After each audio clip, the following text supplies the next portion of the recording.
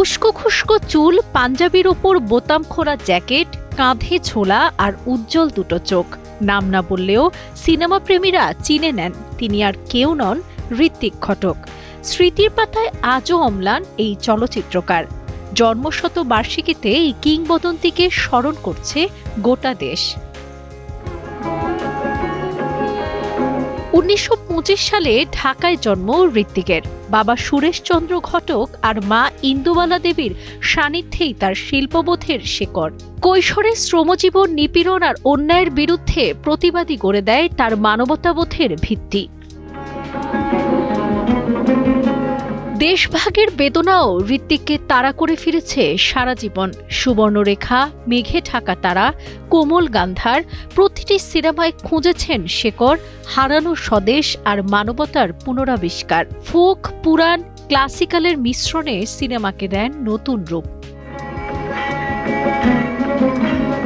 ঋত্বিক ছিলেন জাদুর কারিগর। কম বাজেটেও তৈরি করেছেন মনকাড়া সব সিনেমা।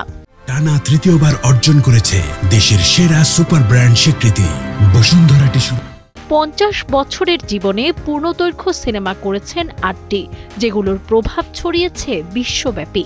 বাংলাদেশে নির্মিত তার একমাত্র সিনেমা তিতাস একটি নদীর নাম। 2007 সালে ব্রিটিশ ফিল্ম ইনস্টিটিউটের জরিপে এটি বাংলাদেশের সেরা চলচ্চিত্রের খেতাব পায়। জীবদ্দশায় উপেক্ষিত, তবু মৃত্যুর পর কিংবদন্তি। নিজের অগোছালো জীবনের জন্য শিকার হয়েছেন উপহাসের। তার জীবনে ছিল না নিয়মের পরোয়া। তবে সে বিশৃঙ্খল জীবন থেকেই জন্ম নেয় এক অমর শিল্প ভাষা, যে ভাষায় যেন নিতা আজও বলে ওঠে, দাদা আমি বাঁচতে চাই।